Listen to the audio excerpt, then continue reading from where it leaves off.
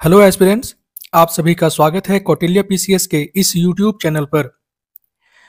हमने शुरू किया था अपना प्राचीन इतिहास जो देख रहे थे एमसीक्यू के थ्रू। इसका पार्ट 1 जो है वो अपलोड किया जा चुका है।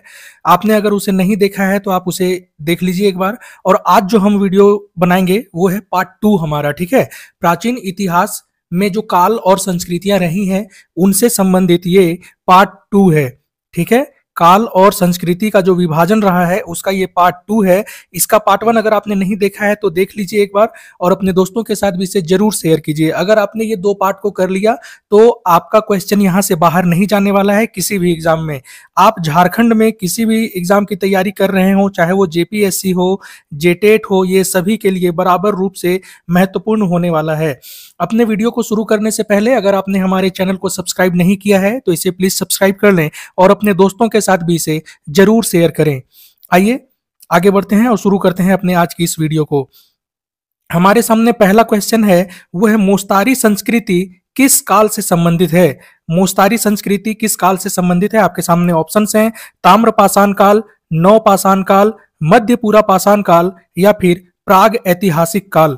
इसका जो सही आंसर हो जाएगा, जैसा कि मैं कल भी आपको बता चुका हूं अपने वीडियो में, कि आप पहले क्वेश्चन को सुनिए, वीडियो को पॉज कीजिए, खुद से आंसर दीजिए और फिर आंसर देखिए कि यहाँ क्या सही बताया जा रहा है आपको और आपका क्या सही हो रहा है। तो क्वेश्चन नंबर 1 का जो सही आंसर है वो हो जाएगा मध्यपुरा पाषाण काल। मोस्तारी संस्कृति जो है ये मध्यपुरा पाषाण काल से संबंधित है। मध्यपुरा पाषाण काल को फलक संस्कृति भी कहा जाता है। क्या?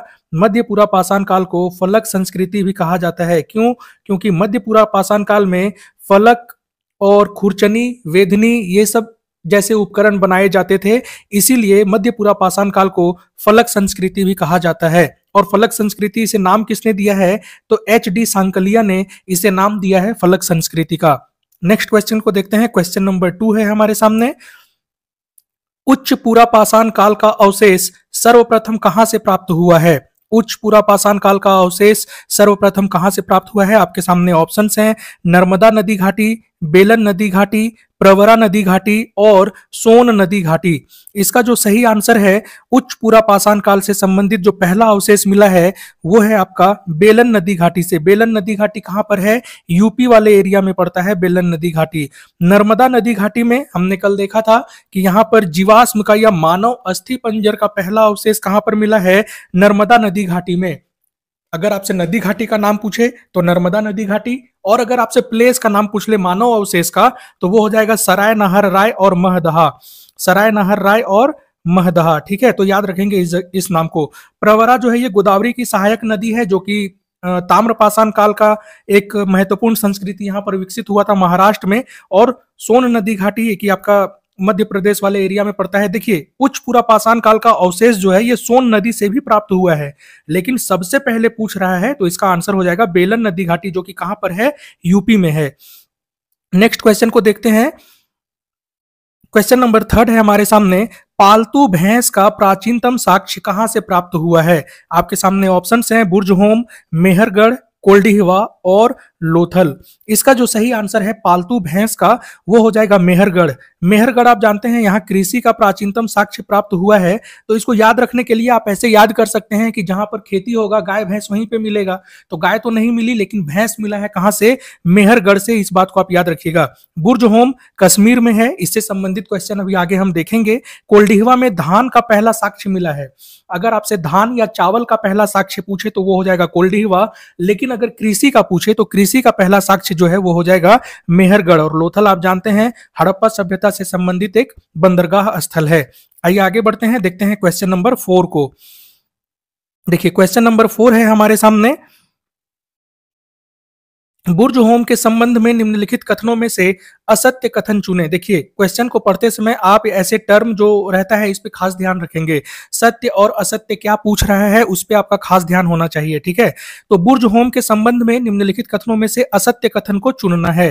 पहला जो स्टेटमेंट है, इसकी खोज टेरा एवं पीटरसन ने सन 1935 में की थी। सेकेंड स्टेटमेंट है, यहाँ के लोग चिकने मृदभांड का उपयोग करते थे। थर्ड स्टेटमेंट, यहां कब्र में पालतू कुत्ते को मालिक के साथ दफनाए जाने का साक्ष्य मिला है। और चौथा स्टेटमेंट है, यह कश्मीर में स्थित नवपाषाण कालीन स्थल है। इसमें से कौन सा असत्य है वो बताना है। बुर्ज होम कश्मीर में स्थित है और ये नवपाषाण कालीन स्थल है, ये बिल्कुल सही स्टेटमेंट है। और कब्र में पालतू कुत्ते को मालिक के साथ दफनाए जाने का साक्ष्य भी यहां से मिलता है, ये भी सही है। और इसकी खोज टेरा एवं पीटरसन ने 1935 में की थी, ये भी सही है। बुर्ज होम के लोग जो है वो चिकने मृदभांड का उपयोग नहीं करते थे। ये कैसे मृदभांड का उपयोग करते थे? तो जो खुरदरे मृदभांड होते थे उसका उपयोग यहाँ के लोग करते थे, इस बात को आप ध्यान रखेंगे। तो ऑप्शन बी जो है ये हमारा हो जाएगा, क्वेश्चन के संबंध में ऑप्शन बी सही आंसर हो जाएगा। नेक्स्ट क्वेश्चन को देखते हैं। क्वेश्चन नंबर 5 है हमारे सामने। देखिए यहां 4 ऑप्शन पहले ही दिया गया है और आपको पूछा गया है कि नवपाषाण काल से संबंधित कौन सी विशेषताएं हैं वो बताना है। तो पहला है जानवरों को पालतू बनाना, कृषि की शुरुआत, स्थिर ग्रामीण जीवन की शुरुआत और नाव का निर्माण। इसका जो सही आंसर हो जाएगा वो हो जाएगा उपयुक्त सभी, ऑप्शन डी हो जाएगा सही आंसर। नवपाषाण काल आप जानते हैं यहाँ पर कृषि की शुरुआत हुई थी। अब कृषि का शुरुआत होगा तो कृषि जब लोग करेंगे तो वो किसी एक जगह पे रुक के करेंगे, और रुक के जब करेंगे तो उन्हें एक जगह पे रहना होगा, एक जगह पे समूह बना के रहना होगा। समूह बना के रहेंगे तो ग्राम का विकास होगा, तो ये बिल्कुल सही बात है। अब कृषि के लिए जानवरों की भी जरूरत पड़ती थी, इसीलिए जानवरों को भी इन्होंने पालतू बनाया, ये भी सही है। और नवपाषाण काल में ही नाव का निर्माण प्रारंभ हुआ था, ये भी सही है। तो आपका ऑप्शन डी जो है वो सही आंसर हो जाएगा क्वेश्चन नंबर 5 का। नेक्स्ट क्वेश्चन को देखते हैं। क्वेश्चन नंबर 6 है हमारे सामने। महापाषाण संस्कृति की खोज से संबंधित है कौन? आपको देखिए नीचे 4 उत्खननकर्ताओं के नाम दिए हुए हैं, 4 पुरातत्वविदों का नाम दिया हुआ है। आपको बताना है कि इनमें से कौन है जो महापाषाण संस्कृति का खोज किए थे। आपके सामने ऑप्शंस हैं Robert Bruce Foote, P Rajendran, V D Krishnaswami और एम मार्शल। इसका जो सही आंसर है वो हो जाएगा वीडी कृष्ण स्वामी। वीडी कृष्ण स्वामी ने महापाषाण कालीन संस्कृति की खोज की थी। महापाषाण संस्कृति क्या होता है? दक्षिण भारत में ये एक विकसित हुआ, और दक्षिण भारत में जो लोगों को दफनाया जाता था और दफन करके कब्रों के ऊपर बड़े बड़े पत्थर रख दिए जाते थे, उसी को महापाषाण बोला गया है और वही संस्कृति महापाषाण संस्कृति कहलाई है। इसके उत्खननकर्ता या इसके खोजकर्ता कौन है? वीडी कृष्ण स्वामी। आइए आगे बढ़ते हैं, नेक्स्ट क्वेश्चन को देखते हैं। क्वेश्चन नंबर 7 है हमारे सामने। सार्कोफेगी क्या है? सार्कोफेगी क्या है? आपके सामने ऑप्शन है महापाषाण संस्कृति की कब्र, महापाषाण संस्कृति का एक विशिष्ट औजार, महापाषाण संस्कृति का एक निर्जातीय समूह, या फिर महापाषाण संस्कृति में 100 दफनाने की पाषाण मंजूषा। इसमें बताना है सही आंसर क्या है। सबसे पहले ध्यान रखिए सार्कोफेगी जो है ये महापाषाण काल से ही संबंधित है, और सार्कोफेगी जो है ऑप्शन डी यहां सही आंसर हो जाएगा। महापाषाण संस्कृति में 100 दफनाने की एक पाषाण मंजूषा थी। ठीक है, 100 दफनाने के लिए इसका निर्माण किया जाता था सार्कोफेगी का। ध्यान रखेंगे, ऐसा क्वेश्चन बहुत ही आसानी से पूछा जा सकता है एग्जाम में आपसे। नेक्स्ट क्वेश्चन को देखते हैं। क्वेश्चन नंबर 8 है हमारे सामने।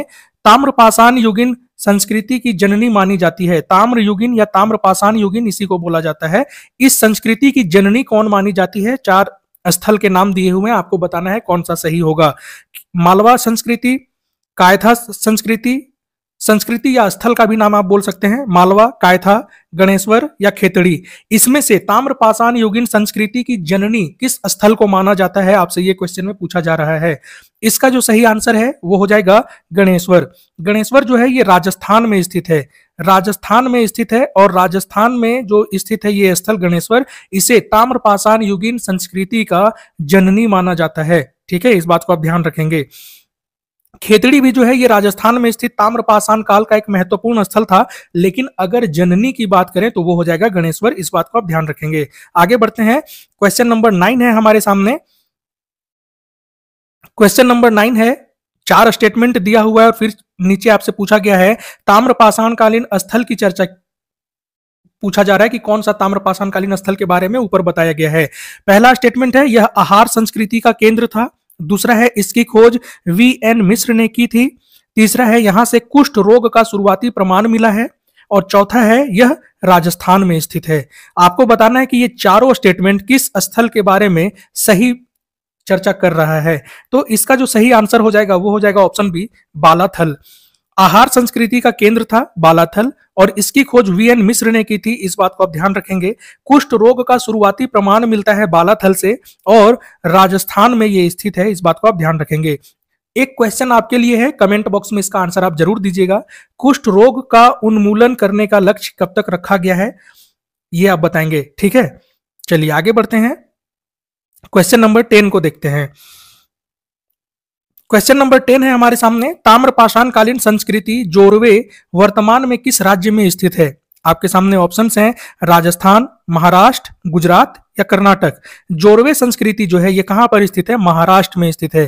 ठीक है, जोरवे संस्कृति एक ताम्रपाषाण कालीन संस्कृति है और ये महाराष्ट्र में स्थित है। और जोरवे संस्कृति का सबसे बड़ा स्थल अगर आपसे पूछे तो सबसे बड़ा स्थल इसका क्या हो जाएगा? दैमाबाद। ध्यान रखेंगे, जोरवे संस्कृति का सबसे बड़ा स्थल दैमाबाद है, ध्यान रखेंगे। आगे बढ़ते हैं, क्वेश्चन नंबर 11 है हमारे सामने, निम्नलिखित में से किस ताम्रपाषाणिक स्थल से सोने के आभूषण प्राप्त हुए हैं? देखिए, ताम्रपाषाण कालीन स्थल में से इनमें से केवल एक स्थल ऐसा है जहां पर सोने का आभूषण प्राप्त हुआ है।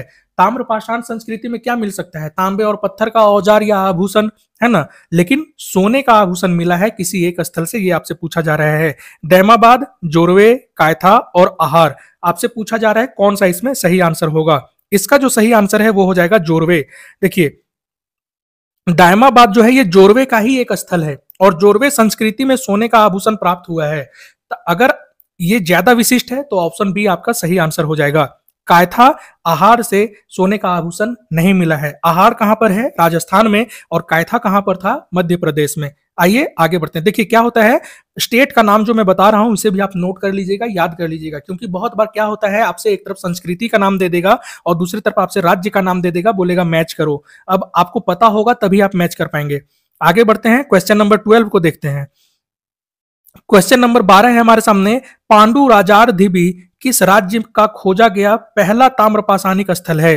पांडु राजार धिबी एक ताम्रपाषाणिक स्थल है और यह किस राज्य में खोजा गया है उसका आपसे पूछा जा रहा है कि किस राज्य में स्थित है या किस राज्य में खोजा गया है। आपके सामने ऑप्शन है महाराष्ट्र, पश्चिम बंगाल, उत्तर प्रदेश या ओडिशा। तो पांडु राजार धिबी जो है ये खोजा गया है कहां पर? पश्चिम बंगाल में। पांडु राजार धिबी कहां खोजा गया है? पश्चिम बंगाल में। इसका लाल नाम से कोई एक पुरातत्वविद थे, उन्होंने इसे खोजा था, इस बात को भी आप ध्यान रखेंगे। आगे बढ़ते हैं, क्वेश्चन नंबर 13 है हमारे सामने, काले एवं लाल मृदभांड का पहला अवशेष कहां से प्राप्त हुआ है? काले एवं लाल मृदभांड का पहला अवशेष कहां से प्राप्त हुआ है? आपके सामने ऑप्शंस हैं अतरंजी खेड़ा, हस्तिनापुर, मालवा और बिसौली। तो काले एवं लाल मृदभांड जो हैं ये प्राप्त हुए हैं अतरंजी खेड़ा से। ध्यान रखिएगा इस बात को, ऐसा क्वेश्चन बहुत बार पूछा गया है और आपसे पूछा जा सकता है नेक्स्ट एग्जाम में। तो काला एवं लाल मृदभांड कहां से प्राप्त हुआ है? अतरंजी खेड़ा से। और काला मृद और लाल मृदभांड को ही आर्यों का मृदभांड भी कहते हैं। आर्यों का मृदभांड भी इसे कहा जाता है, इस बात को भी आप ध्यान रखेंगे। नेक्स्ट क्वेश्चन आज के हमारे वीडियो का अंतिम क्वेश्चन है और ये संबंधित है मृदभांड से। मृदभांड क्या होता है? मिट्टी का बर्तन होता है। ठीक है, पहला स्टेटमेंट जो है, काला एवं लाल मृदभांड को आर्यों का मृदभांड भी कहा जाता है। देखिए जो भी मैं पीछे क्वेश्चन में आपको बताया भी, आर्यों का मृदभांड कहा जाता है। और दूसरा है चित्रित धूसर मृदभांड को उत्तर वैदिक और महाभारत कालीन माना जाता है। उपर्युक्त में से कौन सा कथन सही है आपको ये बताना है। आपके ऑप्शंस हैं केवल एक, केवल दो, एक और दो दोनों, और ऑप्शन डी इनमें से कोई नहीं। पहला स्टेटमेंट तो सही है क्योंकि पिछले क्वेश्चन में हमने इसके बारे में बात किया था। चित्रित धूसर मृदभांड को उत्तर वैदिक और महाभारत कालीन माना जाता है, ये भी बिल्कुल सही स्टेटमेंट है। तो आपका जो ऑप्शन नंबर सी है ये बिल्कुल सही हो जाएगा। तो दोस्तों अगर आप जेपीएससी, जेटेट या फिर किसी भी झारखंड के कॉम्पिटिटिव एग्जाम की तैयारी कर रहे हो तो आप स्क्रीन पर दिए गए नंबर पर कांटेक्ट करके आप हमारे टेस्ट सीरीज को ज्वाइन कर सकते हैं, जो कि अवेलेबल है ओनली 399 में। अगर वीडियो पसंद आता हो तो आप इसे लाइक शेयर जरूर करें, अपने दोस्तों के साथ भी इसे जरूर शेयर करें और हमारे वीडियो चैनल को सब्सक्राइब भी जरूर करें। थैंक यू, जय हिंद।